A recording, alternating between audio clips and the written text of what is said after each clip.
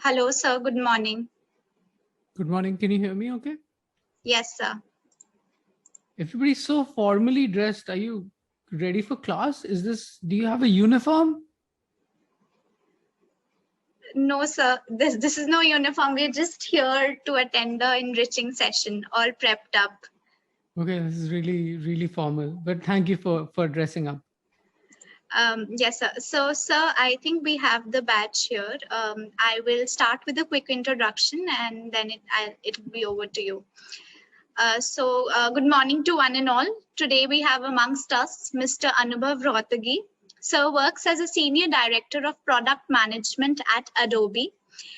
His team is responsible for Adobe Illustrator, the world's best graphic design product. Over the last 20 years, he has been building tools for creative professionals working in video, audio, and graphic designs. He has an MS in electrical engineering and an MBA from Indian Institute of Lucknow. Currently, he's building a platform beyond IIT to help students and young professionals in India to craft their career. We welcome you, sir, and over to you. Thank you so much. Thank you for the intro. I am not as stellar as she makes it out to be, but I will hopefully. By the way, you've disabled screen sharing for me. So if you can enable screen sharing for me, I might be able to. Yeah, sure, sir. You can try now. Great. So my presentation today has two sections. You can see my screen, right? Can you all see my screen? I'm assuming. Yes, sir. Okay, great. So I'm going to present today for about an hour, and I'll have questions in the middle so that all of you don't end up checking emails or doing your assignments and all that stuff, because I know you're all of us can easily get distracted. So I'm going to try my best to not distract you. The first part of the conversation is largely going to be around product management, and the second part of the presentation is going to be about career planning. Okay, so with that, let's get started. I think the most important question, you know this, I'm Anubhav, hi, is that why should you listen to me? I think if you pay attention and apply some of the things I'm going to tell you in the next 60 minutes, you have a chance to multiply your career earnings. That is the simplest promise. And if you've heard me talk before, I believe that I'm a pretty engaging speaker, and I hope that I can live up to that claim as we go through the next 60 minutes. But it's also important for you to understand where I'm coming from and what my journey has been so far. So, if you look at my career journey, I started. I was born and brought up in Delhi. I've worked in different places, but I did my bachelor's from Bharati Vidyapeeth College of Engineering. It was not the best place in the world. I was very disappointed that I didn't get into an IIT. Everybody else was going into great schools who I felt were not as smart as me. And I thought there's a huge injustice has been done to me. But then I found so many other people who were in many ways smarter than I was, who did better than I did, and were generally better socially than I was with me in Pune. So I learned a lot about working with people, and didn't learn any technology in Pune. So I decided to do a master's just to sort of finish my bachelor's. I didn't think I knew much about engineering, so I thought let me just do a master's, and I was very fortunate. Luck had a huge and still has a huge role in my career, and I wish best of luck to all of you, because it is very important to realize the hand of fate in some of the things you do. But as Indian philosophy says, you need to do the work, and luck will happen only if you do the work. So keep doing the work. I did my master's from University of Texas at Austin. I did a minor in music because that is what I was interested in, and I then got a job at Dolby Laboratories in San Francisco. I worked there for a few years, but then my wife and I wanted to move back to India. So we moved back to India, and in 2003 I started working for Adobe, and since then I've worked at Adobe. So over the last almost 18 years I've been at Adobe, and I've played different roles, from program management to product management, and now I'm working as a senior director of product management. This has not been a straight and easy road. There are things that I have learned. There are projects where I have failed. There are mistakes that I have made, and I hope that you get to work at a company which is forgiving of such mistakes and is willing to support your career journey. I felt really supported at Adobe, and I honestly think there aren't that many companies that are as good as Adobe when it comes to the culture of the company. Right? We don't grow the company at the cost of our employees. Sometimes it's actually the opposite. If the employees don't do well, we are willing to go slower, and that is a very different mindset. So. The other thing I want you to walk away from this slide is that I never got anything that I wanted in the first try. When I applied for the Dolby Laboratories job, actually even before, when I applied to University of Texas at Austin, I'd gotten rejection from every university, even University of Texas at Dallas, which was a lower ranked university, right? I When I applied for Adobe, when I'd come back from the US to India, I applied for a software developer position. I didn't get that, and somehow in my last interview I made a favorable impression, and they hired me as a project manager, program manager. And since then, when I applied for my MBA at IIM Lucknow, I call it my fake MBA because it's a part-time MBA. And I when I applied in 2005, I didn't make it, and I didn't know how to do a group discussion. I didn't know how to run a group discussion. All of you are much better at it already than I am, because you've made it to your prestigious college. But I think I did better the second time I applied to IIM Lucknow, and I wanted to only do my master's from there because I didn't want to spend a lot of money on a full-time master's. I was enjoying my work, and I thought if I can do a part-time MBA while I was working, I think that might be good enough and open doors for me, which it did.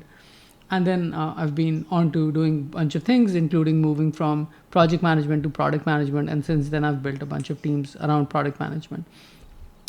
So let's keep going. I want to talk about product management today, and I think the key sort of messages that I'll talk about today are around building products. What is the role of a product manager? Why is there so much interest in product management?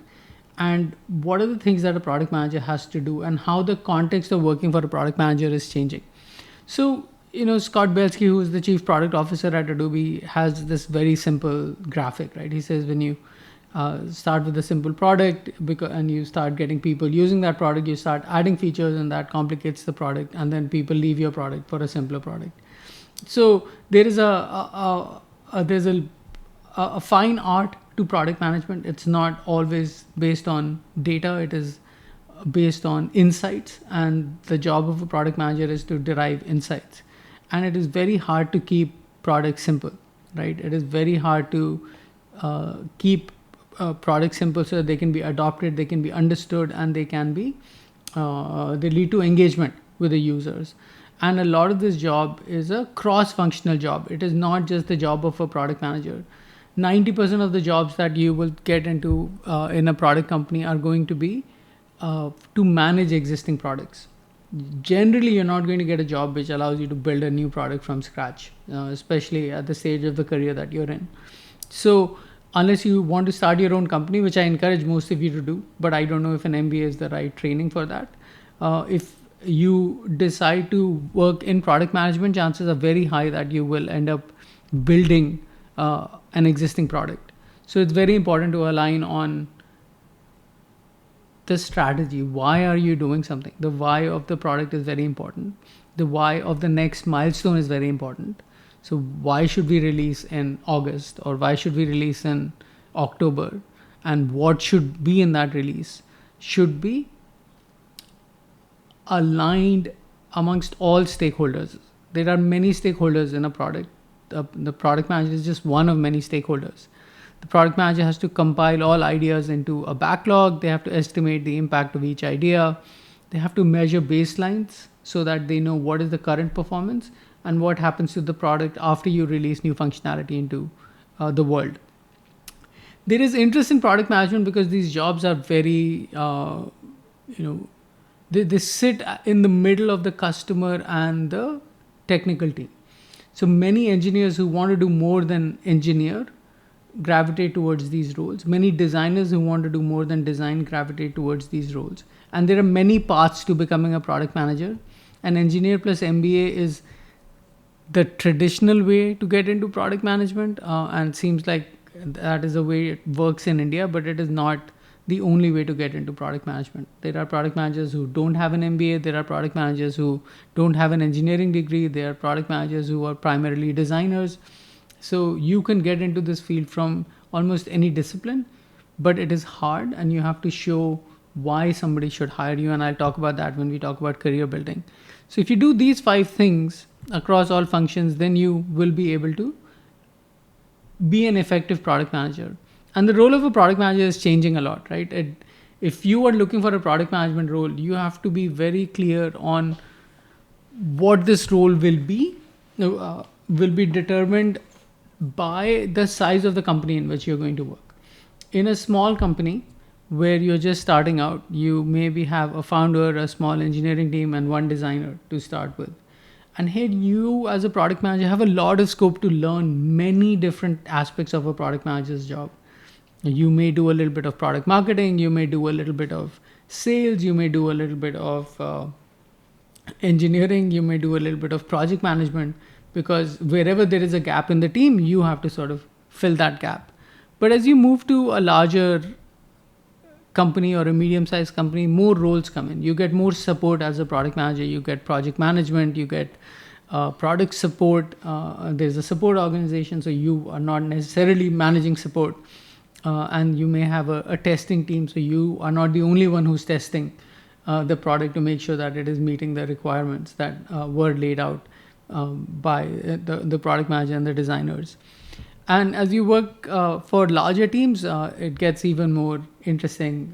The matrix of the people that you have to work with, the functional leaders in the field of UX design, visual design, UX prototyping, user research, product support, product marketing, all these roles become Recording in progress.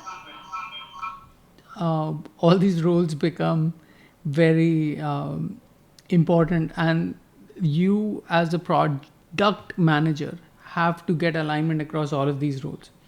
So your key job is to get insights and get alignment amongst all of these roles. If you go into these roles thinking that you are the boss or you are the CEO of the product, then you will set yourself up for failure. And I'll talk about that a little bit more. So as you get to work with peers who have been building this product that already exists for many years, you are not going to come in with a lot of authority, right? You are coming in with a fresh MBA, perhaps with zero experience with the product, maybe some experience as an end user if you're using a consumer product.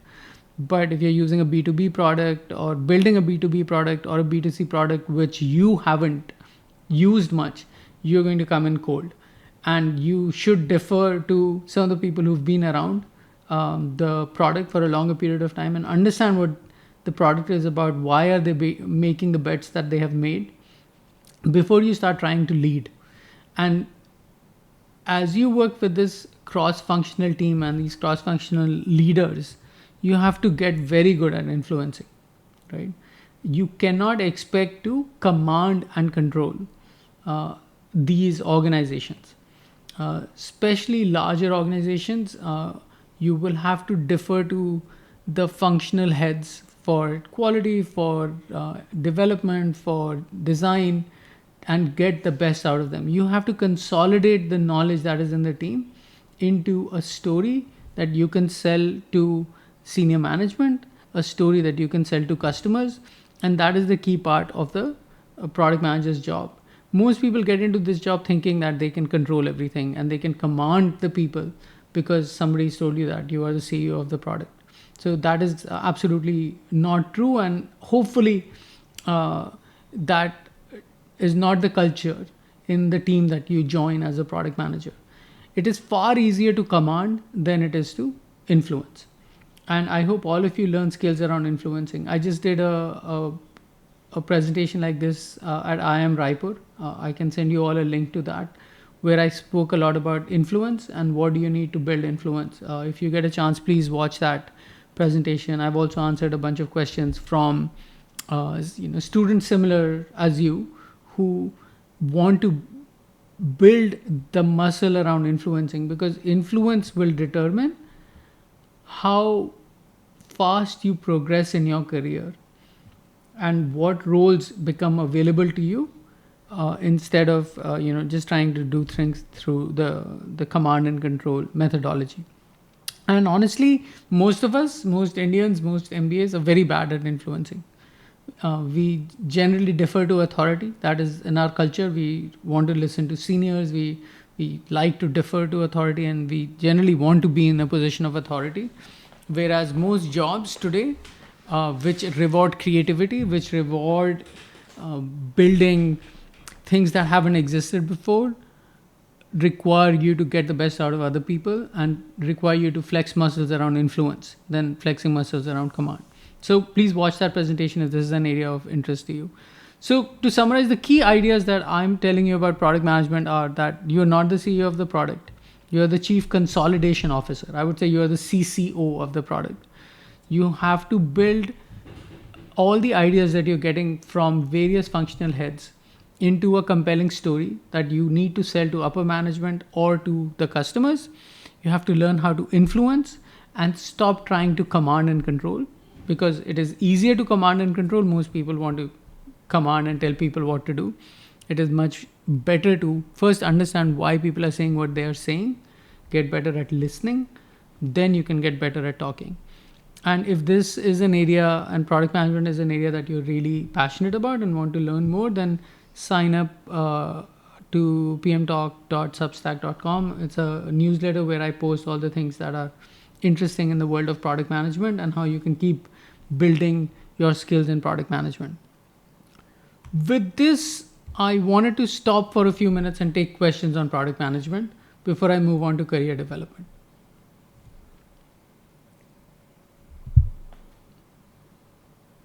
I see some hands up. Very nice. Emojis, hand emojis show up.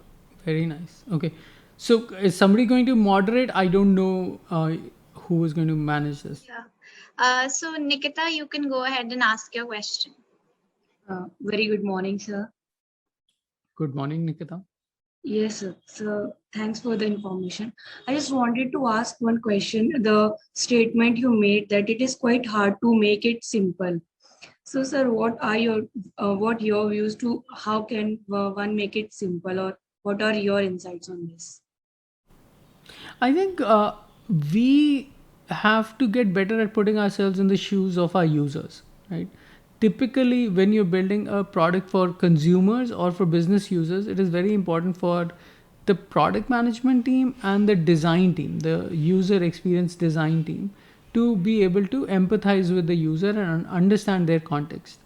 And to do that, you have to get better at listening to what they have to say and what is the work that needs to be done, what are the problems that they are facing, and how can we solve them in the simplest manner with the least number of clicks, and how can we give them the right feedback when they are making a mistake or when they are not able to get what they want out of a product. The last thing any of us want to build is a substandard experience. And luckily, the importance of experience has changed a lot or has increased a lot in India.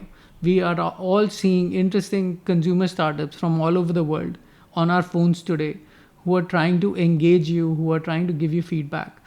So the more you get better at observing how software is interacting with you, and the more you can empathize with your user, the better you will get at making things simple, because you know what is the problem that you want to solve first. It is very easy to add features. It is very hard to add features and keep things simple. Yes, sir. Thank you, sir. Shreya, you can unmute yourself and ask your question. Hello, sir.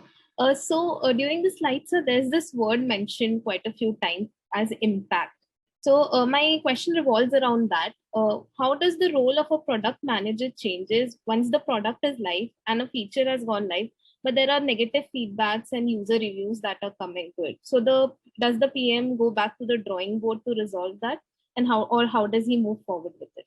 This is great. This is when when your idea meets the world, right? This is when fun happens, right? You go in with a lot of assumptions on this is what is going to happen once I build this feature. The world is going to change. Everybody's going to love us, and people are going to love it. And what happens is nobody even notices that you launched the feature, right? Or people notice and they say, why did they work on this? Why there are so many other things to do this? Why don't they fix the performance? Why don't they fix this bug? Why don't they fix that bug? Why do they keep adding features? I think we all have a bias to build. Most engineering teams have a bias to build. They want to build new things. We don't have a bias to fix existing things. So we have to be cognizant of that bias and try to make sure that when we prioritize our roadmap, we prioritize things that need fixing as well as things that need to be added to the product. So once you add things to the product and people say, I don't like it, the product manager's job is to say, this is great. What have we learned? Right? And then get people in a room to say, this is what we have learned. Do we agree that this is what we have learned? And have a hard conversation and allow conflict to emerge in a conversation and build a culture of learning in the team that you're in, so that you do not blame each other and say, oh, yeah, the product manager is useless product manager, right? This person doesn't know customer ko chahiye kya. They built this and nobody's using it. Horrible product manager, right? Or if you're a product manager, you say, I wish design had done a good job. Nobody can figure out what to do. They don't know. They don't like this button. They don't see this menu item, right? So initially you're just going to blame each other. But then you are going to say, look, if we want to succeed collectively, these are the things that haven't worked. And can you list all of the truths, right? Yeah, we did not understand who this feature was being built for, right? And write it on the board. Yes, we were not clear on that. Or we didn't do enough user testing before we launched this feature, right? Or we did user testing, but nobody actually saw if users were using that feature or enough users were using that feature. So you have to then build a muscle around developing features, defining a definition of when a feature might actually be ready to release to customers, right? And when a feature might be ready to be in beta, right? Oftentimes we just want to release what we've built, but you don't have to do that all the time. You can share it with a smaller number of people. You can share it with an ever growing number of people over a longer period of time just to see what is happening. And you can roll back changes. So you live in a world today where there is a lot of flexibility around feature releases and feature rollout and product rollout. You should use that to your advantage instead of just releasing things into the world. But the most important thing is, can you become a learning organization? And I've written about this on pmtalk.substack.com. So take a look at those articles where I've talked about what do you do from one-to-one product management. Hopefully that helps. Next question. Shivangi, you can go ahead and ask your question. Hello, sir. I wanted to ask that in the predicament of choosing between influencing and commanding, how does a person gauge that this is where I have to influence and this is where I have to command? Or does it necessarily always have to be just influencing others? If there's one thing you've learned in an MBA, the answer is it depends, right? Generally, and the answer to any question can be it depends. So I would answer your question by saying always influence, because you will end up commanding, by just the nature of the being that you are, right?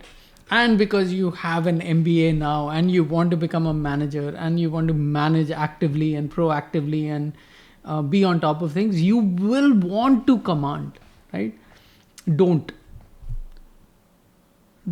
understand the culture of the team, understand how this team operates, find your fitment in the product. Don't try to lead too early. Many times fresh MBAs want to come in and lead early. Take the time to ask all the hard questions that nobody's asking because you are new. Use being new to your advantage. Figure out the culture. Figure out, what kind of a culture is this company in? Where are we strong? what is the strength of this product team? Is it engineering? Is it design? Is it research? Is it listening to customers? Is it marketing? And then what is it that I can bring? What impact can I have in this team so that if I wasn't there, people will notice, right? So take the time to understand the culture. Do not try to command, influence first. And influence is hard. It is very hard. I have spoken for 20 minutes on influence. I don't want to repeat all of that, but I'll just tell you that you cannot learn influencing by reading books. It is almost like saying I want to learn how to swim by watching YouTube videos, right? It's very hard to learn how to swim by watching YouTube videos. Similarly, it is very hard to influence just by reading books. It is a muscle that you will have to learn, you'll have to develop, you'll have to go to the gym, you'll have to learn how to listen, you'll have to learn how to talk, you'll have to learn how to write, and I'll talk more about that in the career development section also. Next question. Rajat, you can go ahead and ask your question. Morning, sir. Thank you for this wonderful session and an energetic session, sir. Sir, I want to ask, so we have talked about adding features. So when there are two versions of the Adobe Illustrator, so is there any point as a product manager, do you think that in this version there are no extra features and that we are kind of like adding features to a point that it is not that bigger difference compared to the previous version? So is there a markation for you like, okay, I will like whether this feature is relevant or not relevant? I think this is generally a problem for established products, that there is existing value. Let's call this existing value this big circle, right? Imagine a basketball as the existing value in a product. And then you have a table tennis ball, which is the new value that you add to a product, right? So will people notice this table tennis ball? Is it worth adding this table tennis ball to this basketball of features? If it is, are we aligned? What is the outcome that we are going for, right? Sometimes you want to add a feature to support a marketing claim, right? The marketing claim would be that we are the most complete product for this category, right? And then you want to show why you are the most complete. What is the proof point for that claim? So you want to add features. Sometimes you want to add features because technology is enabling some things that were not possible tomorrow, and you want to start learning in the real world. So you want to add a few things to test your hypothesis. But unless you are clear why you are adding new things, right? How much can you inflate this basketball before it bursts is a very important question. And hopefully it is not just on the product manager's shoulders. It is something that as a cross-functional team you need to view, because the design team will notice that the basketball is no longer round, and the engineering team will notice that there are cracks on the surface, right? There is engineering debt and there is design debt that needs to be paid. And you all as a team will decide if you're going to be America and never pay your debt and keep moving forward, and that might be okay, or you're going to be a little more fiscally responsible and pay your debt. You don't always have to pay technical debt. You don't always have to pay design debt. But at some point in time, you might want to take a look and say, should the next few releases only be about performance and only be about paying the design debt? And as a team, are we aligned on that? And will that be okay with senior management? Because senior management sometimes is looking for stories that they can sell. And they would want to say, well, but what is the story? If all you're going to do is fix bugs and, make things a little bit better, what is the story? So you have to make sure that what you deliver on the performance side and the problems that you fix on the design debt side can become a story, right? And unfortunately, storytelling is not a skill that we teach in MBAs. Two MBAs and designers are so much better at storytelling than engineers, right? Engineers might be good at telling you all the ways in which a story doesn't work, right? But what people want to hear is a story that inspires them and which compels them to action. So we as product managers have to get significantly better at storytelling than we are today. And again, it is a muscle that you'll have to build. Next question. Gautam, you can go ahead and ask your question. Good morning, sir. So the question was, there is a very thin line, sir. Whenever a product manager is thinking about adding a feature and not making it complex. So, sir, how does product manager ensures that he doesn't crosses that particular line? Because there are multiple, he receives multiple feedbacks from multiple users. So, how is that minimum development project there should be set that okay, this will not make the project complex, and it will enhance the usability of the product as well. You tell me, how will you measure that something enhances the usability of a product? What is the way to measure that? How will you know that your product is ready or your feature is design ready? What is the criteria you're going to use to come to that conclusion? Sir, but there are lots of people, like somebody will require, like just take an example of any photo editing. Somebody will require that okay, I want to take a photograph in a pro mode where I'll decide the ISO setting, I'll decide the white balance, whereas there will be some people who will leave that to the system, that okay, let the system decide what will be the best for this particular shot. So there will be lots of features to add in, but where to tread in that okay, this is the line which I shouldn't cross as a product manager? It is not a product management decision only, but I think the key question that is sort of embedded in your answer is the other way around. So the answer that is embedded in your question is that who is the product for and who is the feature for, right?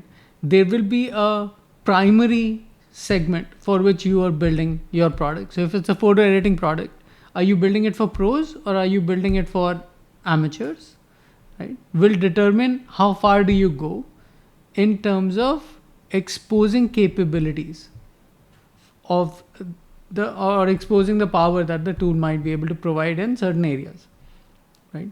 But the same power may not be appreciated by somebody else. So when the biggest mistake product managers make is when they say that, oh, my product is for everyone, right? Because you want your product to have the biggest TAM, right? The largest TAM possible. So you say my product is for everyone, everybody should be able to use photographs, right? Or take photographs and edit. But then it also means that it's for no one. So you have to get very clear on who you are building for. Whenever senior managers ask you this question, who is this product for? The more you can qualify your customer that it is my product is for photographers that have been taking photographs from SLRs for the last 5 years and have these needs around photo manipulation and editing, you will make the right decisions for that audience, right?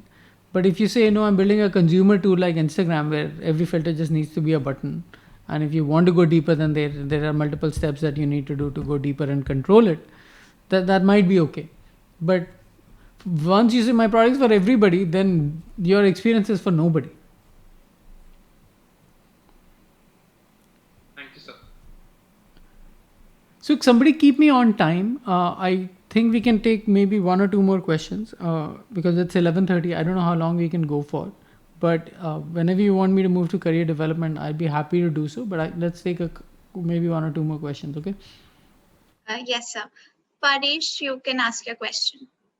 Good morning, sir. My question is basically like product managers when they are in their roles or a new role, and there are chances basically when the product manager gets moved to a new project, there are chances like he may be not interested in that product or he may lose his influence on his team. So how should he cope up with that and gain back the influence, and how it will be affecting like when he's moving up the ladder in his career? You're not going to move up the ladder without influence. So let's be clear on that. That is obvious to me. I hope it becomes obvious to you later. You will build influence the same way you built influence in your previous team, by being of value, right?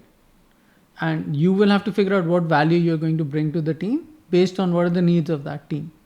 Some teams need a domain expert, somebody who really understands the customer and what the customer wants. Some teams need a business expert. Some teams need a growth expert. You will have to figure out what value the team needs and what skills will you need to learn to be of value to the team. Influence will come once you are of value to the product and the new team that you're going to join.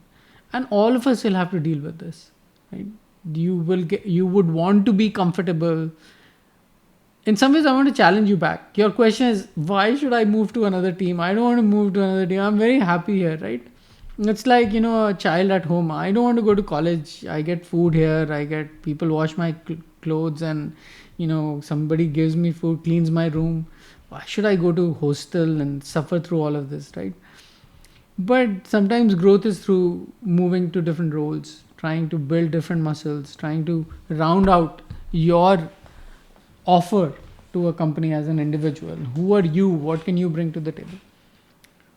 Okay, next question. Anjal, you can ask your question. Good morning, sir. So as we all know that the product manager has a lot of responsibilities on his or her shoulders. So I just wanted to understand that you mentioned about the B2B as well as the B2C dealing. And as a product manager, how do you segment the customer segmentation over here? Since B2B is like business to business and B2C is from business to customer. And the customer can be us, like we as common people. So how do you segment this thing that we have to deal with a B2B thing and a B2C thing? So that is something I want to understand as a product manager. So take a look at a product like Cred, right? And tell me who is the customer for Cred, right? What type of a consumer are they going after? Similarly, take a product like Freshworks, right? Which is a B2B product, and say, who is this for? Is it for small and medium business segment of the B2B large universe of B2B companies?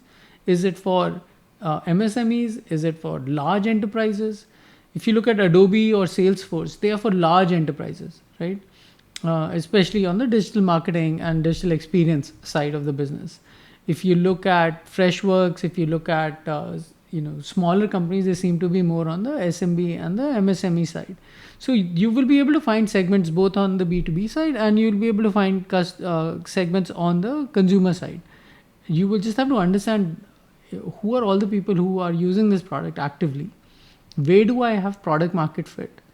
And can I use my user research team, my skills in anthropology, my skills in sociology to understand what are the motivations of this audience, right? Segmentation, you can segment your audience based on any characteristic, right? You must have learned this in MBA. You can do it based on demographic. You can do it based on any variable, right? And say, okay, for these variables, people who cluster around this area are this segment, then the people cluster here, people cluster here. Now let me just name those segments. So it's possible. I just can't give you a single answer to that question. It'll really depend on what product you are building.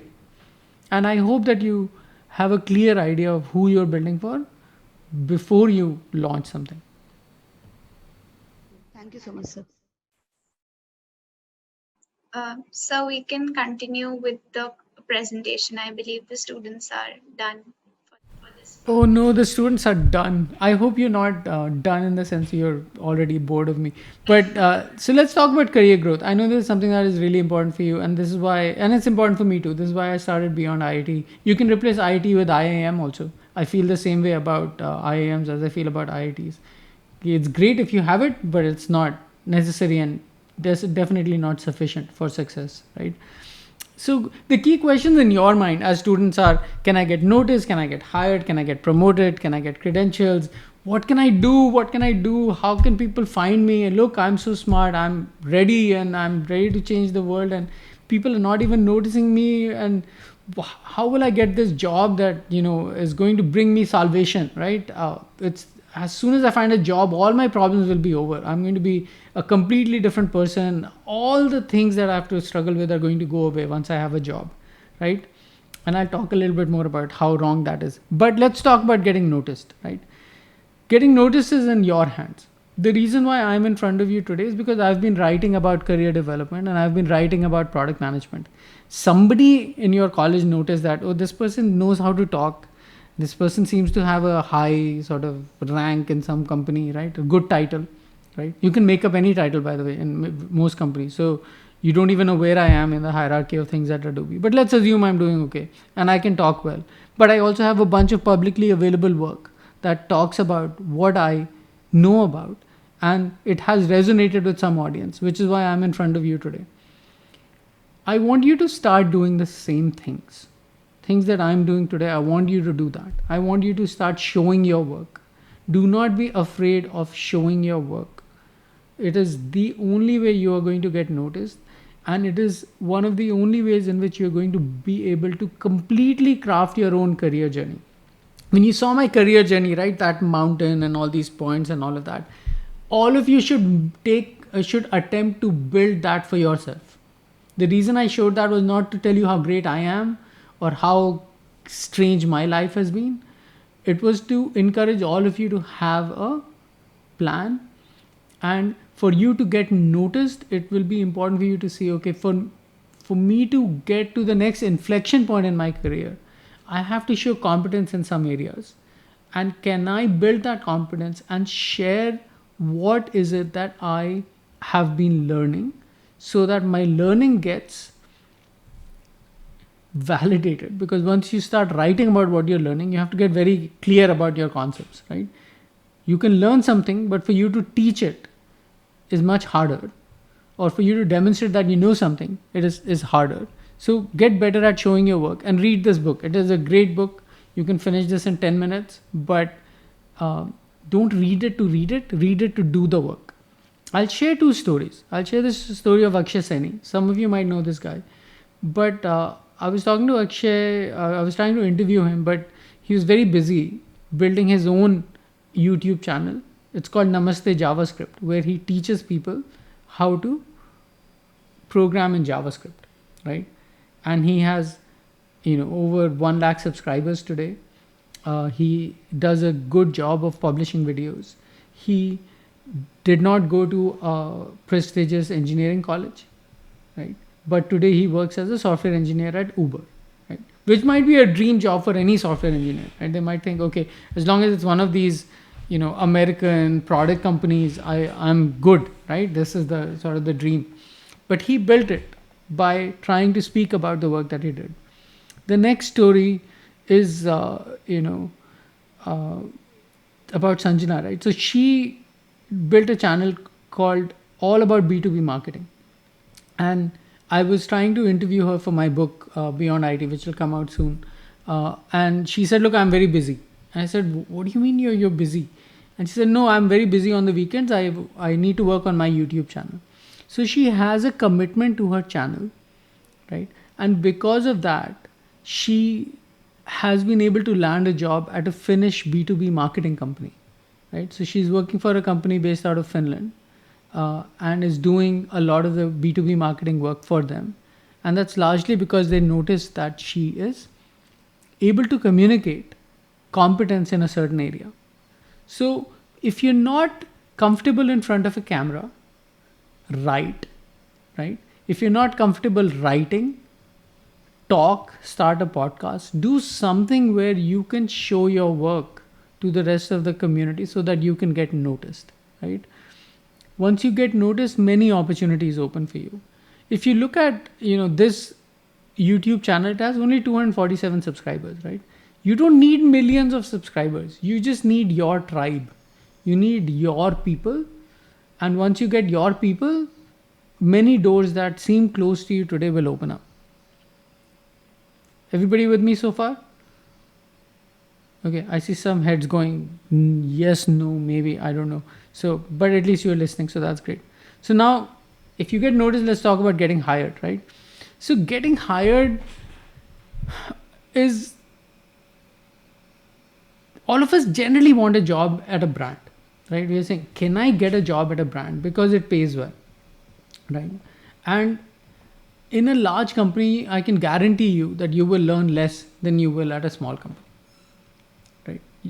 Working at a smaller company is more of a risk, but at some point in your life, you have to build the muscle to work across many functions and to own something and get the joy and pride that you will get by owning something, which is very hard to do in a large company. There are many owners in a large company. You're one of them. But in a smaller company, you get to really build something and take complete ownership of the results. So think about that as a motivation for yourself. So if you end up not getting not getting placed from your college, do not lose heart, because that might be the best thing that has happened to you. And you may end up actually starting your own business or starting your own freelance consulting business, or you may end up opening a completely new door for yourself, right? Because all you've been thinking about is how do I get hired in day one or how do I get hired in day two? And I think that is very short-term thinking. So think hard about what kind of a job do you want. Talk to people in those jobs. You all have access to a large network of people. Use that network of people and talk to 2 people outside of your college who are working in the jobs that you want to do every week, and fill out a tracking sheet and say, have I done that? Have I talked to 2 people this week or not? Right? If I have not, then talk to 4 people next week. Your chances of getting a career that you like will increase by multiple times. Because what happens to most of us, and it happened with me also, is you work so hard, you get these credentials, and then you end up in a job which anybody can do, right? You feel like, why did I go to an IIM? Like, is this what an IIM graduate does? Like, am I supposed to just call people and sell? Anybody can do this, right? So all of us are going to deal with those kinds of challenges once you enter the workforce, because we have enough people.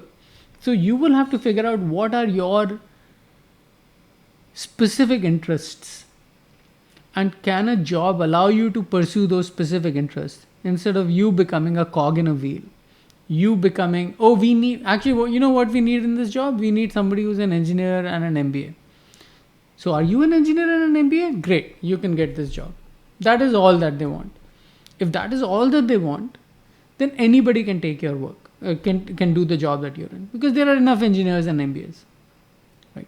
But if they need an engineer and an MBA who has a knack for design because they want to run a design studio and they want to market a design studio, then you're a different person.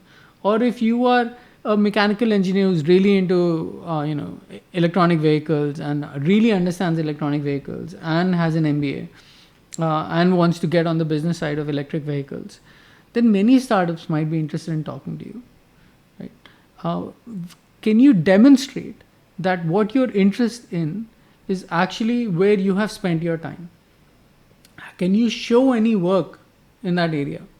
Because it's very easy for me to say, I love cooking. I think cooking is the best thing in the world, right? But I can't even make toast for myself, right? Or I don't have a picture of a toast on Instagram. So it's a little bit of a stretch for people to imagine that that this person really knows how to cook. And that's how most of you are to people who are hiring you today. These are exceptionally bright people who claim a lot of things on their resume. Can they show me anything to substantiate that claim? So the more you can show and have stories to tell during your interview process on how you chased your own passion and how chasing that passion helps you become a better candidate for that job, whether it is in finance, whether it's in consulting, whether it is in marketing, whether it is in sales, the better chance you will have of getting something that gets you to happiness.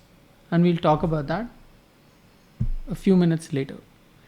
The other things in getting hired is for any job that you want, there is an interview on YouTube that you can watch, a mock interview for that position.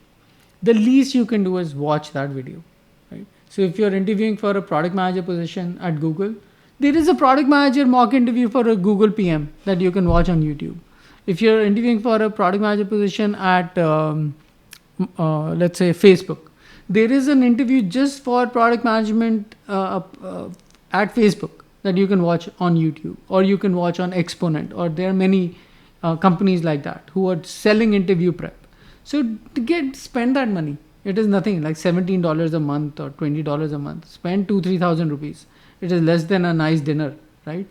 Or less than some of you, I hope, are spending on other things, which I won't get into. But figure out how you are going to prep for these interviews and network for the long term. And I'll tell you why in a few minutes. So hold on to that thought. So the next thing you want to do, you've gotten notice, you've gotten hired. Now, how do you get promoted? You get promoted when you are ready and when the organization is ready. You don't get promoted just because you are ready. Many times you want to move to the next level, but the organization doesn't have anything at the next level. Right? Sometimes the organization has something at the next level, but other people don't think that you're ready. Many people think that they are ready, but they have no influence in the company, and they don't have a network in the company that can stand up for them and say, oh yeah, this person, yeah, Chinmay, she is very good, she should get promoted, yeah, I think she does exceptional work, and I'm very supportive, right?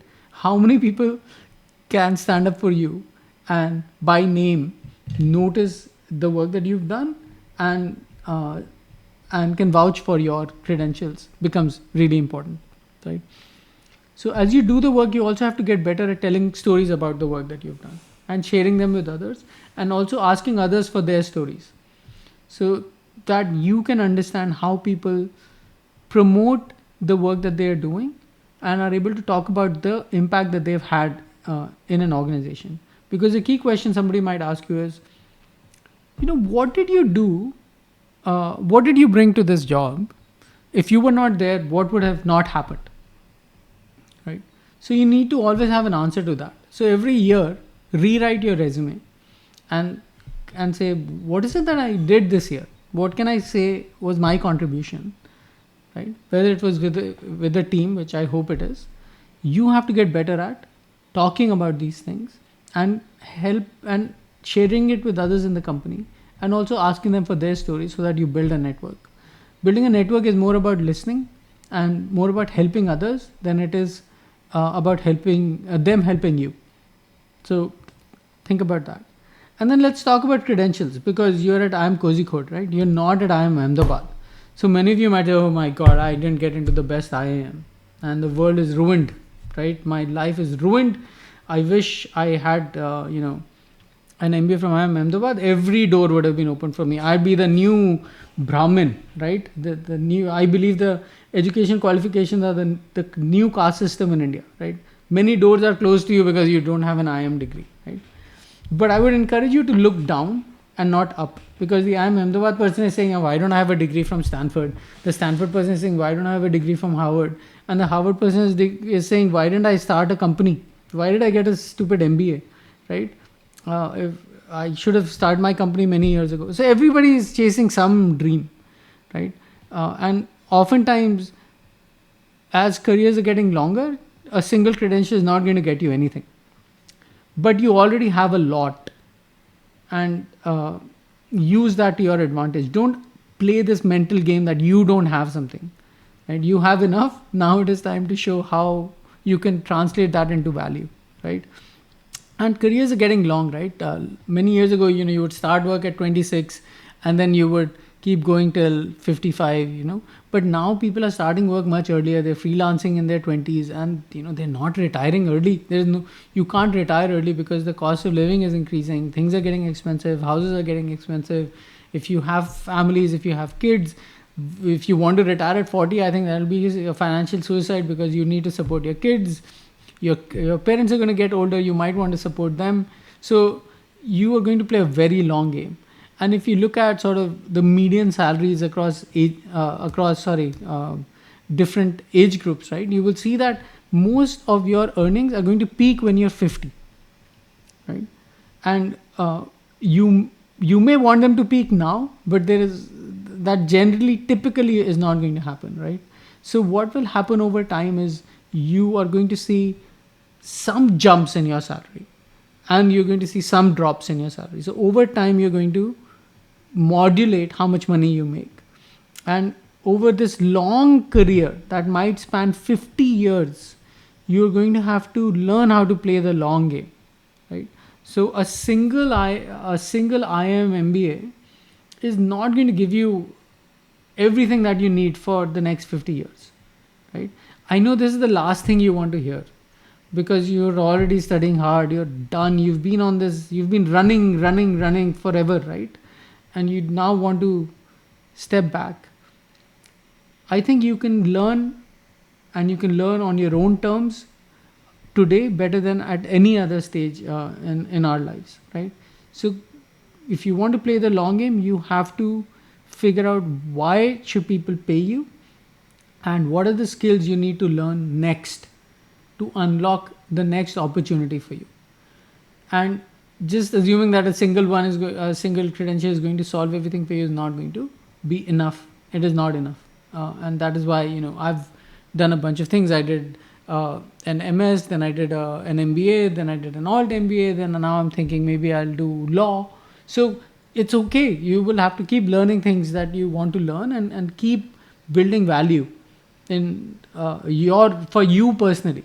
It may translate to career success, but the knowledge that you learn in these programs is really for you, and for you to be a complete individual. Which now leads me to talking about three things: health, wealth, and stealth. But before I do that, I can stop, breathe, maybe have a glass of water, and take questions, because I've been talking for a fair bit of time. Any questions, anything that stood out to you, or something you completely disagree with and say, Anubhav, you are full of shit. Please tell me this is all wrong, right? I would love for somebody to, ask me a provocative question also. I see one hand up. Yeah, Sarthak. Good morning, sir. Sir, my question is regarding how you mentioned that network with people and show your work.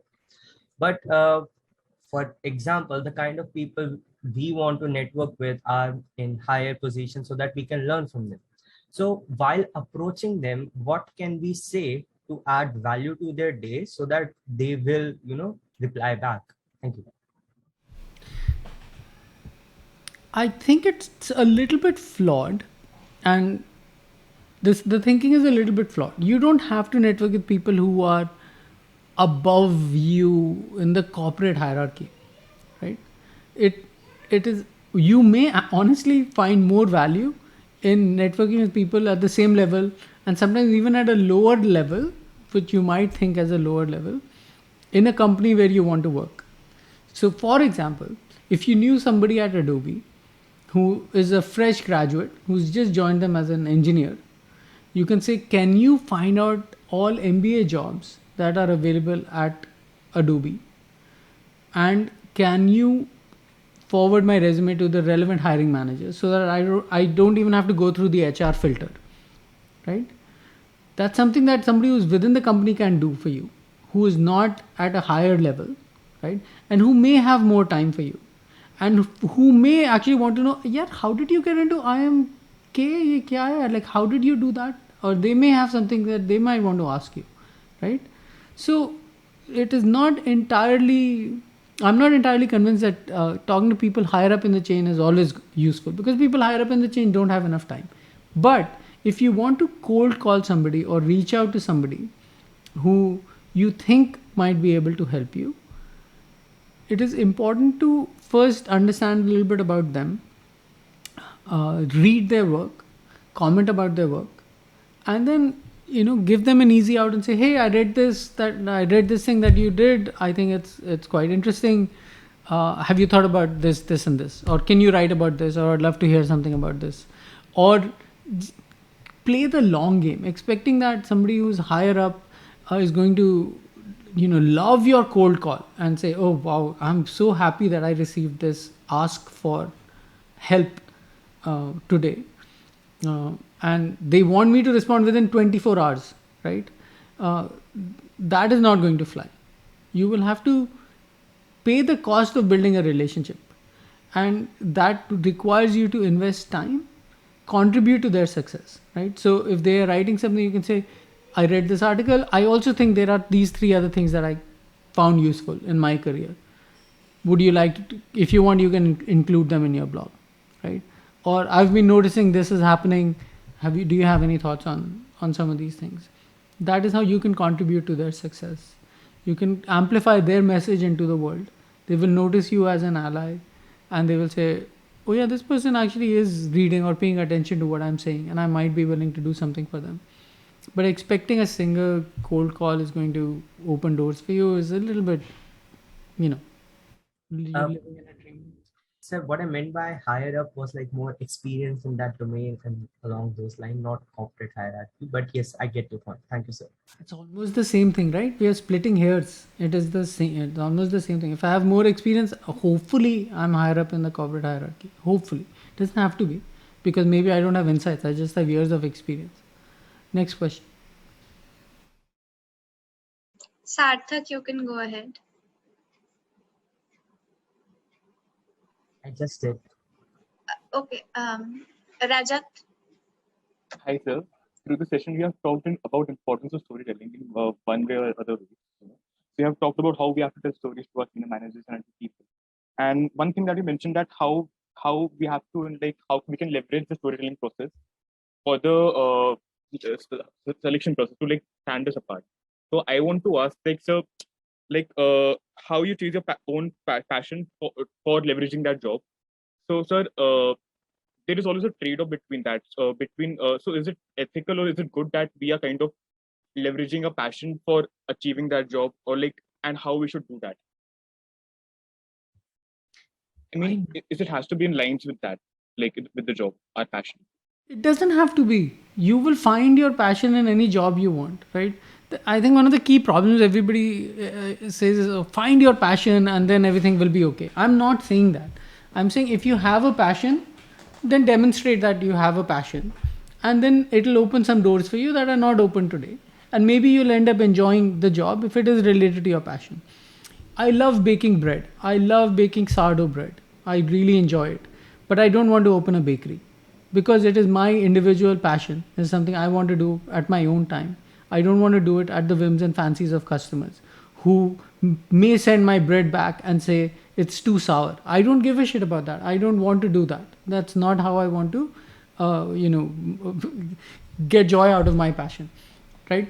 But if when I was young, no, I'm still quite young, I think. But when I was younger and I was pursuing my masters, I wanted to pursue acoustics and digital music. So I did not take courses in data structures. I did not take courses in algorithms. I did not take courses in computer science. I chose courses in mechanical engineering and noise reduction. I chose courses in recording music. I chose courses in electronic music composition, which made me a much better hire for a very, very small group of companies, right? But for those group of companies, there was nobody better than I was. But most of my peers at University of Texas were choosing to work for these large software companies who would hire anybody who had algorithm skills, right? But I didn't want that job. I don't think I was a programmer. It was not something I wanted to do. I enjoyed being in front of customers. I enjoy talking to people and listening to them and solving their problems. So in some ways, I was just like any software product shouldn't be for everyone. You shouldn't be employable by everyone. There is no reason for you to be. You might want to be because today you're feeling the pains of not getting placed or having this education debt hovering on your head, right? Then you have to pay somebody back or you have to pay the bank back. It will all work out. Don't stress too much over that. And remember that you're going to have a bloody long career, right? It is not the next 2 years, 3 years, 5 years, doesn't matter. Many of you are going to get setbacks, I hope none of this happens, but COVID has made it very clear to us, and I'll talk about health, wealth, and stealth. But you will lose people who are very important to you, and they will mentally screw you up for the next 1 year or 2 years or 3 years, and that is okay. you have a long career ahead of you. You yourself may not be that healthy. You may have to deal with taking care of people who are elderly in your family, people that you love, people that you care about. And you may choose to make that time available to them instead of making that time available to your career. And that is okay, because you're going to have a long career. And time will not only solve most of your problems, but it actually gives you a huge advantage. It gives you the advantage of compounding. You can build skills on top of other skills, and soon you will be the only one of your kind. And hopefully in the company or in this country, we are getting jobs of all kinds now. So your unique contribution and your unique makeup will be of a lot of attractiveness to various employers, but not to every employer. And that is absolutely okay. Thank you, sir. Ritra, you can ask your question. Yeah, thank you, Nikita. Good morning, sir. First of all, thank you for all the perspectives. Very insightful. The question I had was in terms of creativity. So all of us are living in this very postmodern world, and the idea of originality is at threat. So what is your personal, what is your process? What is your creative process? Because what I have seen, at least in the last couple of years, is for me, it's been consumption. Just watching a lot, reading a lot. It's helped me sort of find different ways to do things. So what is your personal creative process? So I don't understand the question. You use some words that can mean many things to many people, right? Postmodern world, unique, your creative. So can you tell me more? Like, what do you want to know? Do you want to know how I learn? Do you want to know what I want to learn? I am not sure what you're asking. Okay, so what I essentially meant was because just the population is so big, the idea of originality, it sort of doesn't exist anymore. Everything is an iteration of something else. So when you create something different, because you're working in a very creative field, illustrator, you have to do a lot of creative things. So what is your process? Like, how do you look at things? Like, is it just consuming a lot, which makes you think differently? What would be your personal creative process?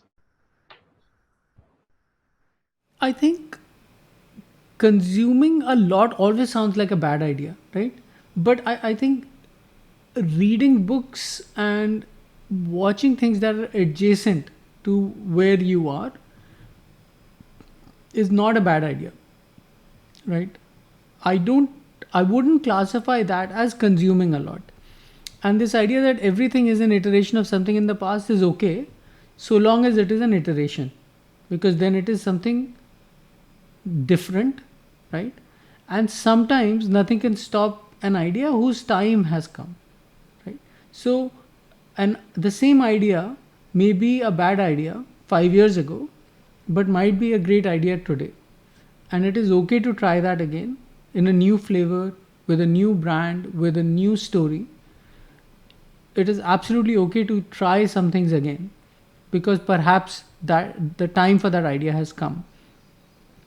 Personally, we are on the illustrating, we are always looking for what are people doing with our products, and is there a way to make it easier, faster, and better? Because we know that efficiency sells to people who make money from our products, right? They don't use our products because they want to consume media. We are not a social media product. We are not, creating throwaway content. We are being used by people who make money by using Illustrator. And we want to make sure that we can get them back to their families quickly. We want to make sure that we can give them the workflow efficiency that they need. That has been a lot of the focus. We had a bunch of customer happiness releases where we focused entirely on fixing things that were broken, or fixing performance, fixing stability things, paying off our technical debt, paying off our experience debt. And we still want to do that because we are a product that's been around for 30 odd years now. And there are new people keep challenging us by claiming to be modern, right? And it's easy to be modern and simple when you don't do much, or when you don't have the power that Illustrator has. So we have to make sure that there is a faster value realization for people who buy Illustrator. They need to understand what is the power and why does it matter to them. So reading, watching what is happening in the community, reading other product managers, and also using your product a lot and watching what users do with the product are ways to unlock new ideas. And also soliciting ideas from other people in the team. It's not just that the PM's ideas are going to make it to the product. Every engineer has a different idea, and sometimes they have amazing ideas that nobody's thought of. Designers have great ideas on how things can be made simpler, faster, better. So we try to solicit ideas from everybody, but we try to make sure that we can categorize them into a story that we can sell. Thank you, sir. Next question. Diksha, you can go ahead. I actually had some confusion, like when you said that we have to showcase our work. So I personally face issues while showcasing my work. I mean, we are filled with talent people everywhere, so we need to stand out somewhere or the other. But what I believe is that maybe if we can do our work in a better way, then people will already notice us. So can you tell that if that is the good way, or should we? That is not a good way. That is not a good way. Frankly, it is the lazy way, and it is also the way I worked in my career for many times, right? All of us want this redemption. We want somebody to notice how amazing we are, right? And then come to our desk and say, look at this person. This person is doing amazing work. And I'm glad she is in my team. I just love that she's there, and shower praise and then take us to a podium where everybody in the company is waiting and clapping for us and saying, just look what the manager has brought to us. That is never going to happen, right? You need to develop skills in talking about your work, sharing your work. Sharing your work will make you better at your work. Just doing a good job is not going to make you better at your work. It is going to get you from point A to point B in an efficient manner, but it is not going to unlock new things for you. So I would say it is not something we do, it is not something we teach, but we have to get better at talking about our work. No, stating our point and putting our ideas to the table, that all is essential, and that I understand. But if we have done some work other than, I personally face issues in showcasing it. So that's what I was. It's hard to hear you. I'm not sure I follow. If anybody else can repeat the question. Can you hear me? I can, barely, but go ahead. Send me a question later over email and then I can try and answer it. Okay. Next question. So we are at 12:08. I don't know how long you can go for. I have maybe 15 more slides. So we can continue with the presentation. Then we'll have questions in the end. Okay, great. So let's talk about health, wealth, and stealth, right? So let's talk about wealth. There's this great person that you should all follow. His name is Naval Ravikant. He writes a lot about technology, and he's the founder of AngelList. He's early investor in Bitcoin, early investor in Ethereum. If you're in technology, you would know who Naval Ravikant is. Early investor in a lot of things, and he has this tweet storm called "How to Get Rich," and it's a great tweet storm because it speaks a lot to what all of you are thinking about today. Is how do I get wealthy, and how do I get money, and how do I pay off my debt, and how do I keep growing, and how do I become financially independent? And I think the key takeaway for me is that you have to seek wealth and not money or status. Many of us are seeking titles, right? Can I become a director? Can I become an ML engineer? Can I become a marketing manager? Because those things signal status to society, and or can I buy this fancy car because it signals status to society? All those things don't matter. You have to build wealth, and wealth is not gotten by buying liabilities like cars, right? Wealth is only created by buying assets, whether it is stocks, whether it is commodities that go up in value, or whether it is real estate, or any asset that makes money while you sleep, is what is going to create wealth. If you keep trading your time for money, you are not going to be able to get wealthy. You will maybe get rich, but you're not going to get wealthy. So when you have a choice, if you can find a job that gives you equity, go for that job, because equity and ownership in a company will unlock wealth for you. It is working when you are sleeping, right? And if you can keep building equity and ownership and own assets than liabilities, that is the number one thing. So pay off all your debt as soon as you can. Don't keep any debt unless, I would say, I've never had debt, so I would say if you can, try not to have debt, because it gives you immense freedom. It gives you freedom to quit your job, which you may never have to, but if you want to, you can. It gives you a lot of other things like mental sanity and depending on your mental makeup. So do that. Look for jobs where creativity is rewarded, so that you can be your own person and you can bring your value, and your value is recognized and rewarded appropriately. And jobs that requires and reward specific knowledge. So this goes back to the conversation we were having earlier. Not any engineer in MBA, not any IIM Kozhikode graduate should be able to do this job. There has to be something about you that makes you the right person for the job. And it may happen over time, and that's okay. But you need to make sure that your job rewards you for specific knowledge, whether it is of an industry, whether it is of a segment, whether it is of a technology, whether it is of a particular category, whether it is a particular type of marketing. Your specific knowledge is what is going to unlock value for you and make you wealthy, right? High salary is generally not wealth, because it will go away as soon as you lose your job.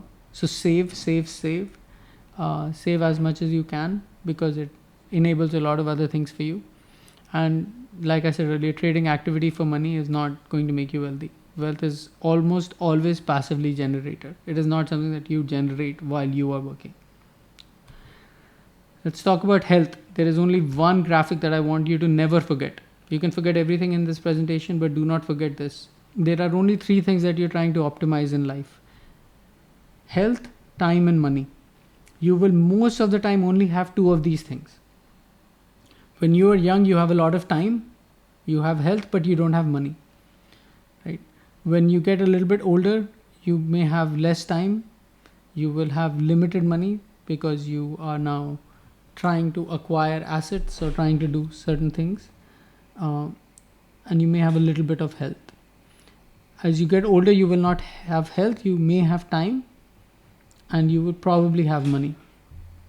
So whenever you have all these three things, that is the best time of your life. Make the most of it. Engage with life. You're not going to be done because you become a marketing manager somewhere, or if you become a product manager somewhere. That is not the end goal. That is just one path, one milestone in a long career. You have to enjoy the journey, right? If you cannot be happy on the drive from Delhi to Manali, or from Bangalore to Mysore, and you'll only be happy once you're in Mysore, you may never be happy in life, right? And that is too heavy a price to pay. Don't do that. Our education system already forces us to pay a very heavy price to get into colleges like IITs and IIMs. It is unfair to our kids. It is unfair to you that you have to work so hard to get an MBA. Right? Many of us are smart enough that we should be able to get an MBA from the best colleges in the world. We just don't have the best colleges here, and that is why you are in one of the better colleges, right? But we need a lot more resources than we have today for our students, because we are robbing the best time of our lives just so that you can get this credential that matters only in the short term, right? So health, time, and money, make sure you have a delicate balance. Do not compromise your health to get more money, because once you see issues with health, all your money will be sucked away and you're not going to have time for anything else.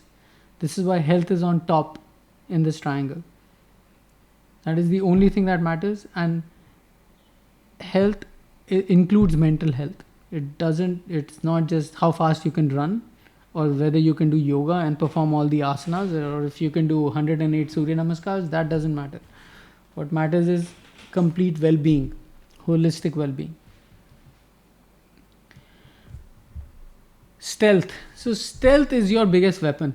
It is something that you and only you know, and it is the one thing that you should protect and keep working on in stealth mode, so that you can multiply your career earnings. And you do that by stacking skills.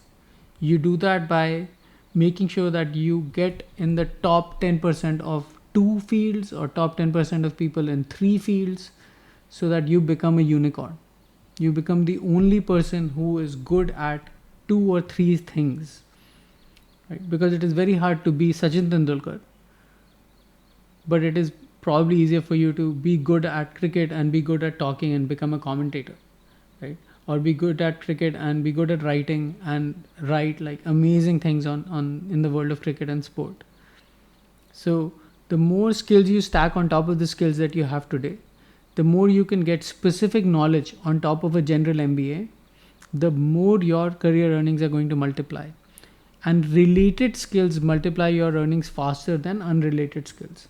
So if you're a marketing manager and you end up learning pottery, maybe it will not multiply your skills as a marketing manager unless you want to start a pottery studio, right?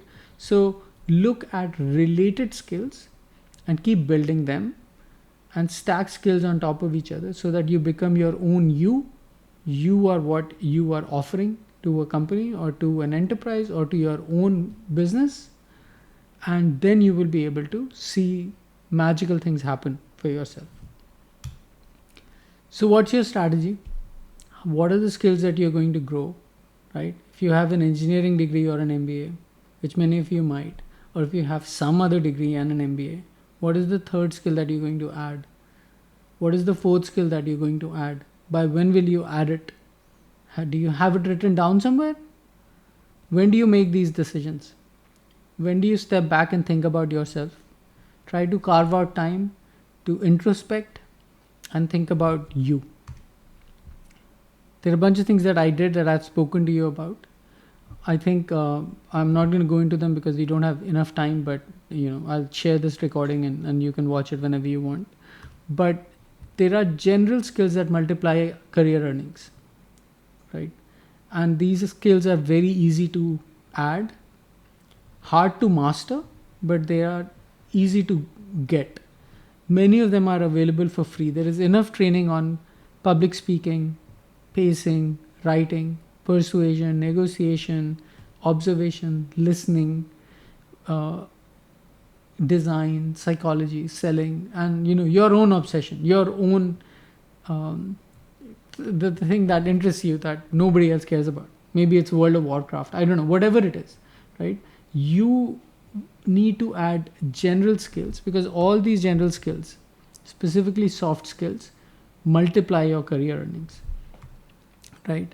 And have ongoing learning with a long-term focus in adjacent areas, so that you have a bag full of tools that you can rely on. You're not you just don't have a single tool in your bag. You need to have a toolkit. You need to have maybe I can't say toolkit in Modi's era, but you need to have a tool bag and make sure that you can use those tools as and when they're needed. So what are the key ideas?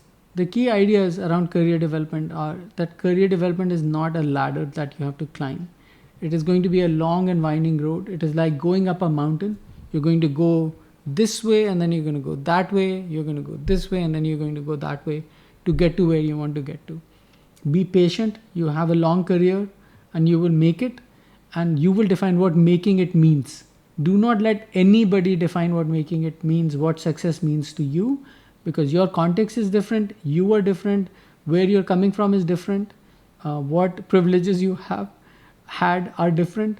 So you will need to define what success means for you, and you have to enjoy the journey, not the end goal. If you do not enjoy the journey, you will always be miserable and you'll make people around you miserable. I'm unhappy because I don't have a job.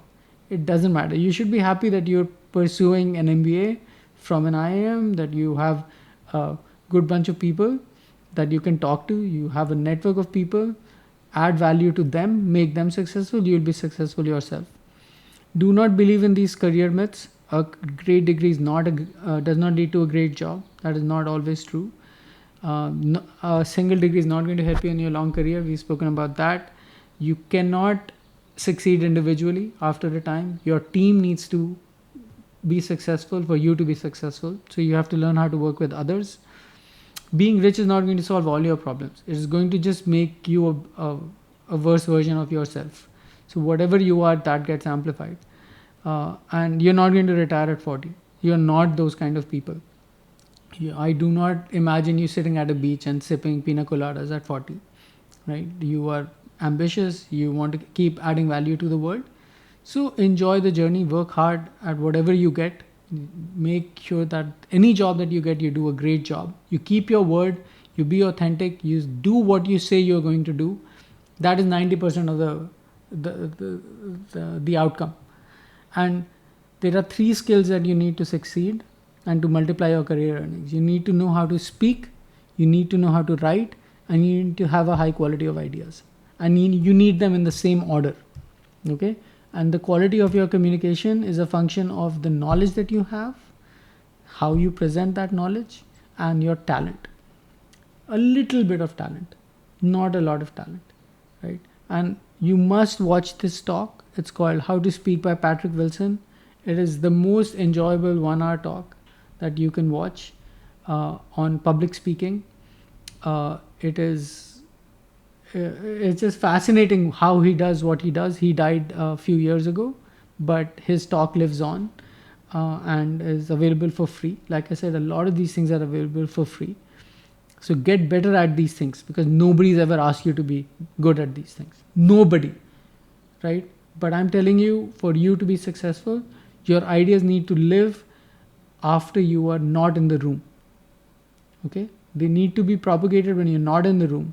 So for that to happen, you need to have a body of work that can speak for itself. And for that to happen, you need to know how to speak, how to write, and have good quality of ideas. So key ideas that I covered today: get noticed, get hired, get promoted, get credentialed, pay attention to health, wealth, and stealth for multiplying your career earnings. And if this is something that interests you, and if this is something that you want to keep learning about, then sign up on beyondiit.com, where I keep sharing some of this so-called gyan and wisdom, and I can take Q&As. There are references that I'll also link to, but if you want to be in touch, these are the places where I share my work. Not everything that I share is stellar, but I'm pretty proud of what I share, and I'm open to becoming better, because sharing it makes it better. I have to hold a high bar of quality when I'm sharing my work, and that requires me to read more, that requires me to learn more, that requires me to build a story around my ideas, and that makes me a better communicator. I hope all of you get to do that. With that, I'll take questions, and that is the end of the formal talk.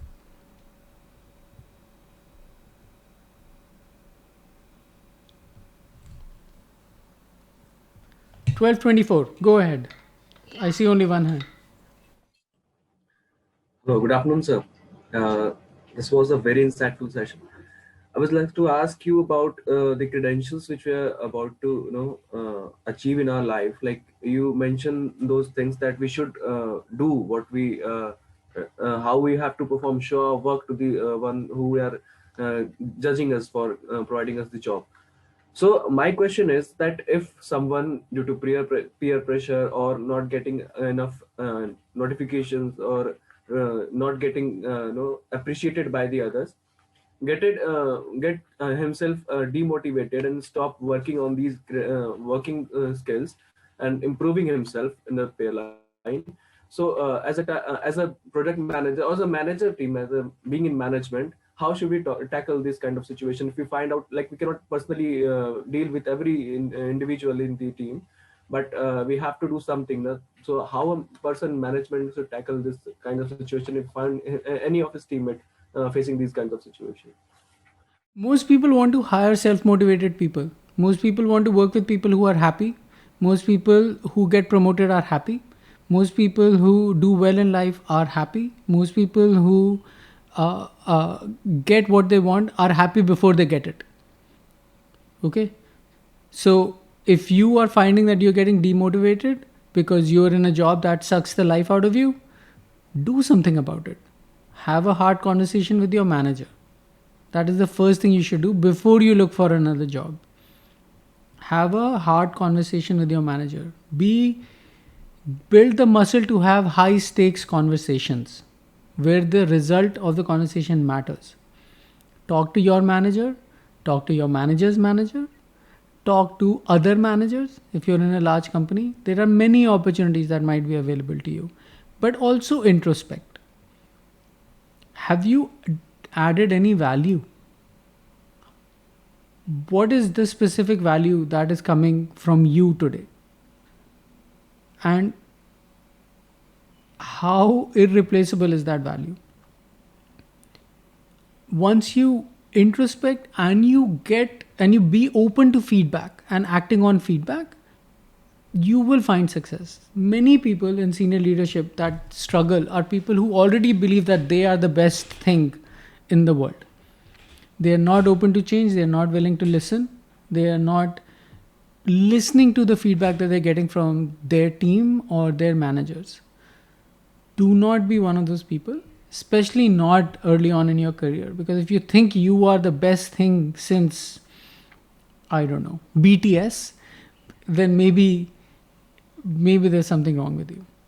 There is also another saying by Marcus Aurelius, who wrote Meditations. I don't know if you know about Stoic philosophy, but Stoic philosophy is very similar to Indian philosophy. But Marcus Aurelius said that if you're having one of those days where everybody that you're meeting is an asshole, then chances are that you are the asshole. So introspect and think about how you are showing up in the world. Are you showing up as somebody who's happy, or do you show up as somebody who sucks the joy out of a room? Right? Because nobody wants that. Everybody is fighting battles that you don't know about. Right? Every one of your peers, every one of your friends is fighting battles that you do not know about. Do not suck joy out of a room. Bring joy into a room and magical things will happen to you. Next question.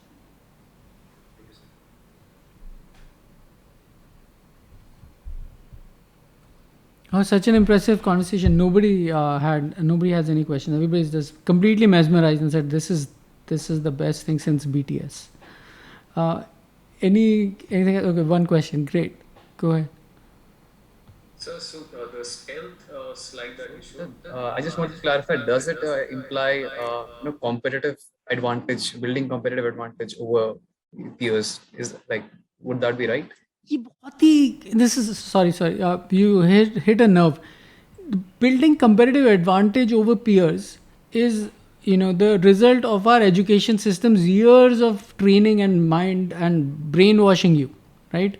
That success for you has to come at the cost of somebody else. The world is full of possibilities. All of you can get a 4.0 GPA or a 10.0 GPA or a 7.0 GPA. There are different scales, right? Whatever is the maximum, all of you can get it. You just haven't seen the world in which that happens.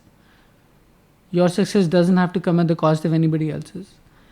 The competitive advantage that you talk about are not for you to be successful alone. It is for your life. It is for living a complete life. They may or may not translate into a job. I was talking to a really smart engineer at Adobe who got an MBA offer with scholarship to some university in the US, and he's planning to leave this year, and he was saying, "I want to really come back to Adobe as a product manager. What can I do?"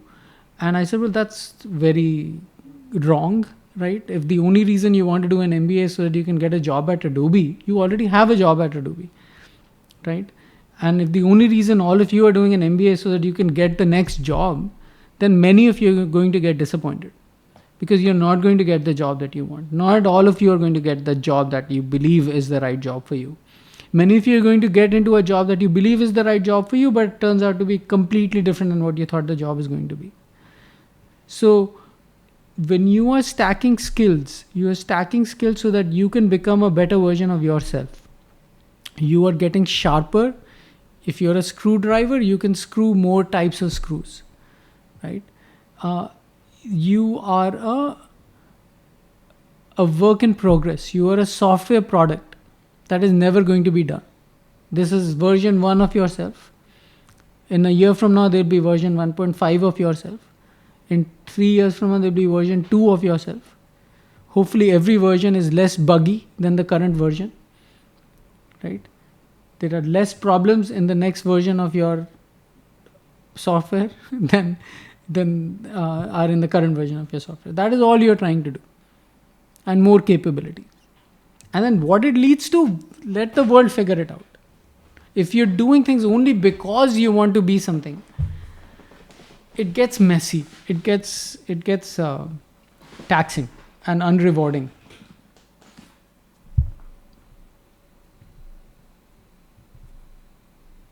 Any other questions? Yeah, Shivam, go ahead.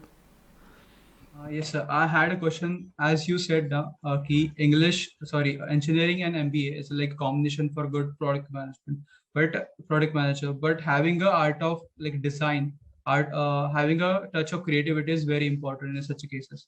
But as I'm an engineer, it is very difficult for me to think from creativity side. Is there any way that I can improve right now these places?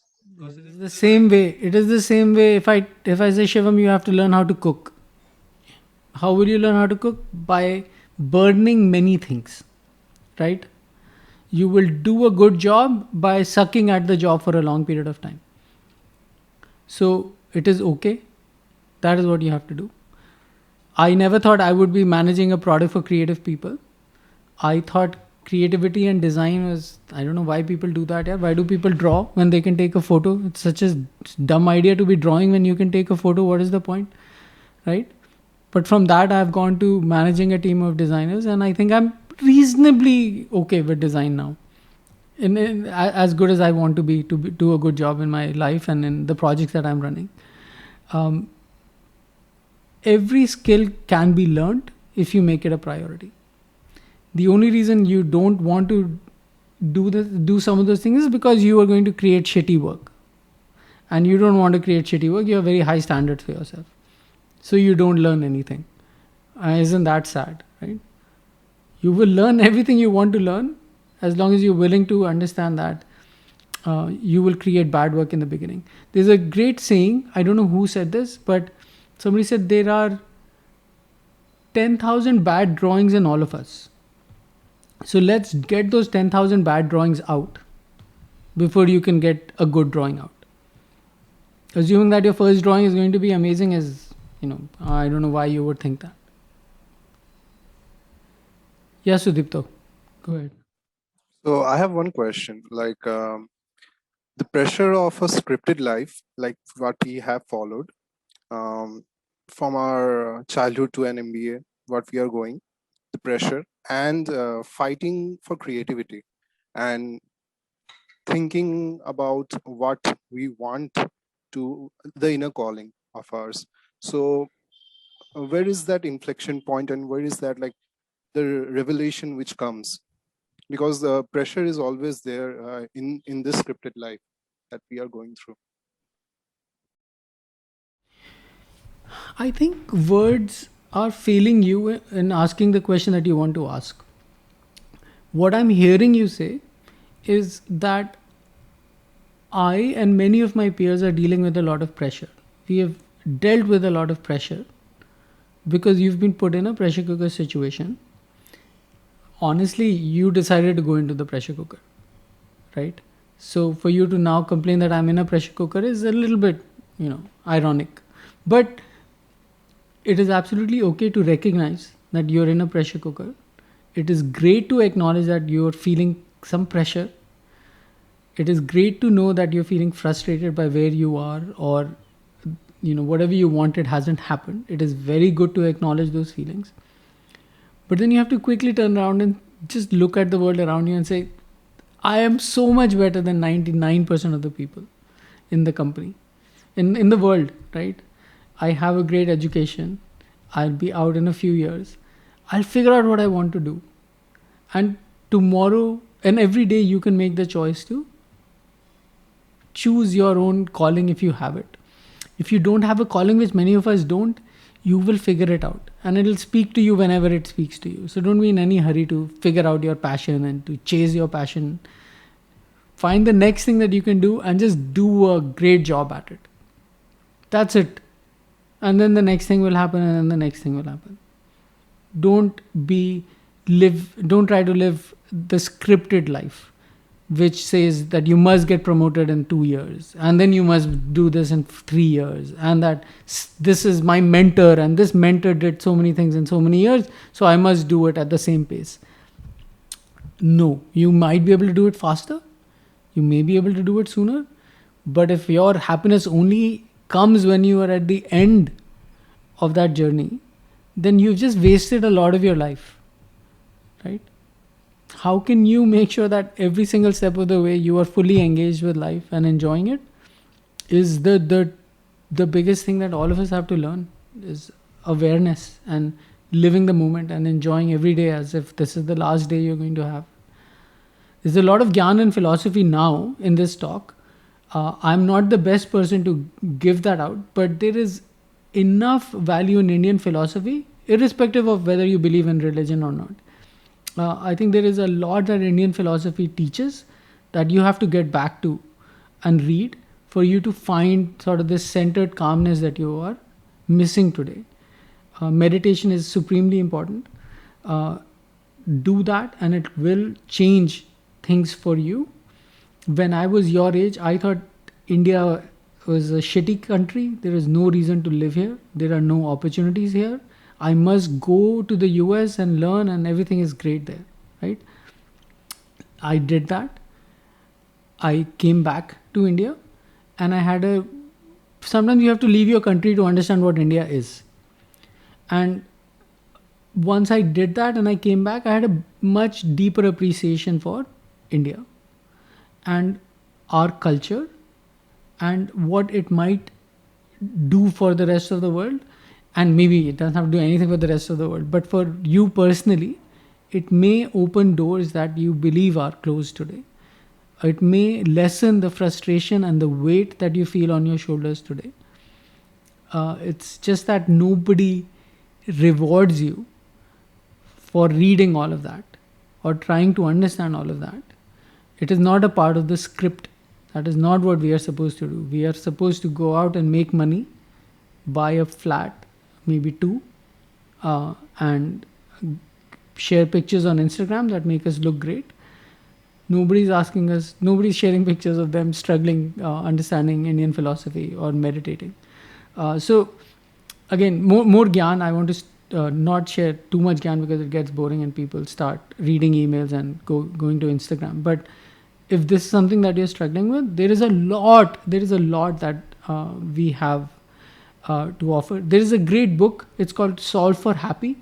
If you are analytical, if you're an engineer, if you're an MBA, this is a fascinating book that talks about happiness in a way that makes sense to analytical people. And I think it borrows a lot from Eastern philosophy, Indian philosophy, but you should read this book and make up your own mind. It's a fascinating book. Next question, Rajat. I know due to paucity of time, you missed that one slide where you went to talk about your journey. So if you have some time, can you elaborate on that? And the question that I want to ask is that you mentioned about your passion in first place. So I wanted to know that over the years, how it shaped your, how it not exactly helped you, but how it gave you another dimension to where you are. I had a hard time understanding the question. I think you're saying, can you focus on your career journey and now having a passion? No, sir. Yeah, I mean, I'm asking how your passion in acoustics in your initial. helped you to give you another dimension? Absolutely. So, in some ways it was very simple, right? My passion for acoustics led me to record, recording artist. I recorded a lot of concerts. I knew how to place mics. I knew how to master music, record music, put it on discs and tapes, and how to set up an auditorium.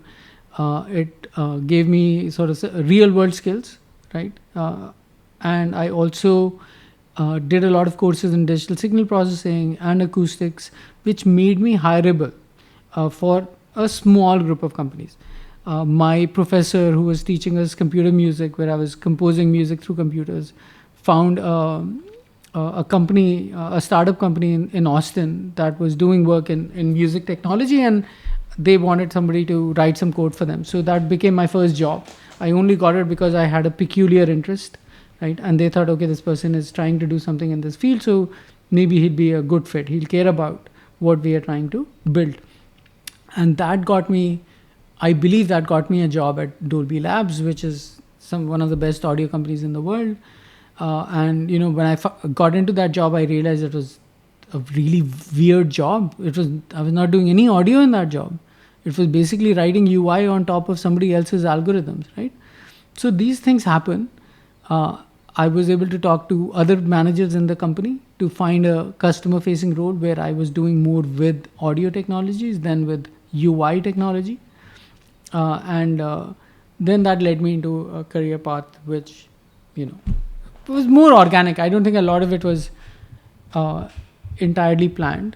It was not too scripted, but I think, and I also realized this whole skill stacking thing much later in my life.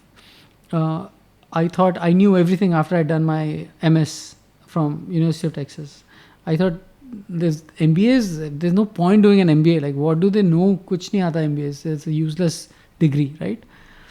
But then, in 2006, after 6 years after my master's, I did an MBA, right? A part-time MBA, because I thought, some doors are never going to be open to me in India because I'm a Shudra, right? I didn't go to an IIT, I didn't go to an IIM.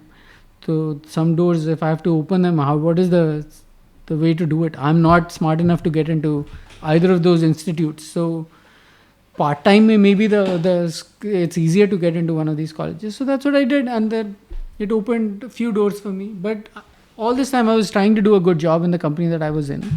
I was trying to increase the sphere of my job by doing things that were not expected from that role, and obviously with permission most of the time.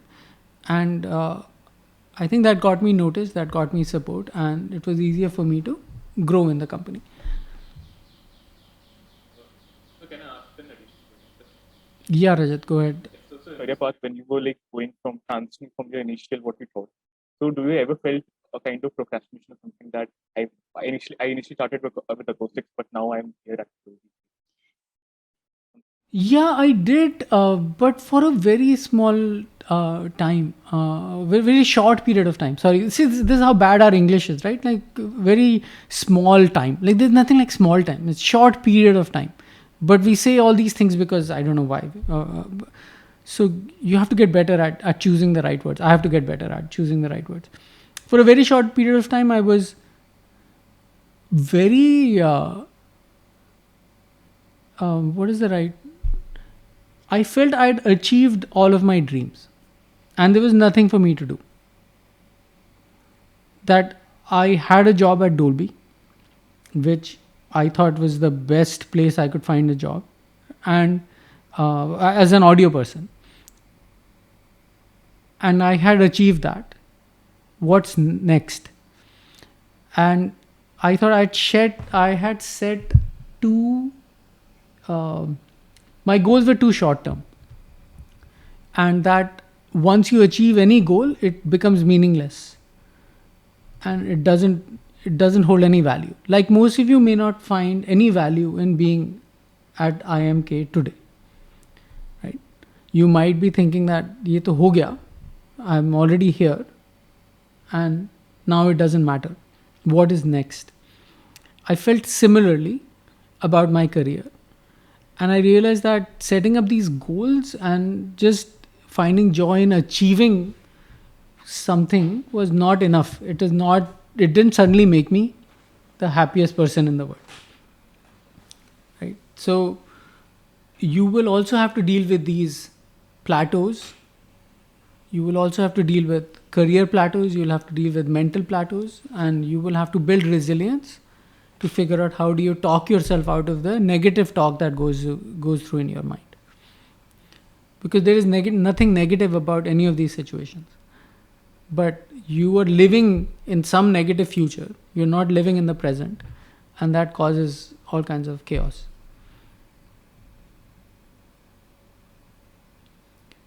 Anything else? 12:45, 1 hour and 45 minutes. This might be the longest talk ever, and I know some of you might be hungry also. But if there's anything else that I can help you with, let me know. Otherwise, we will call it an afternoon.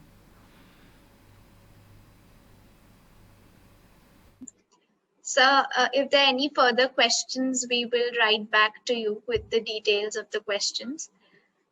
Thank you so much, sir, for your time. And I know it is a Saturday and we've blocked a lot of time from your end. The session was really enriching, and we really look forward to hosting you on campus really soon for another session for our upcoming batch. Great, always happy to help. Spend time on Beyond IT. I've shared a bunch of videos. Go through those. Follow TechPM blog. Not TechPM blog, sorry. pmtalk.substack.com. Stay in touch. If there's anything you need, maybe I'll be able to help. Maybe I won't, but you should try. Karm karo, phal ki chinta mat karo. Same idea. Maybe I'll be able to help. But I really enjoyed it. I hope you all got something out of it. I see some smiling faces. I see some people sleeping, but that's all okay. This would have been much better in person, but it is just the nature of things that we are where we are. But I'm glad we can still do all these things. So that's it. Thank you so much. Take care. Bye.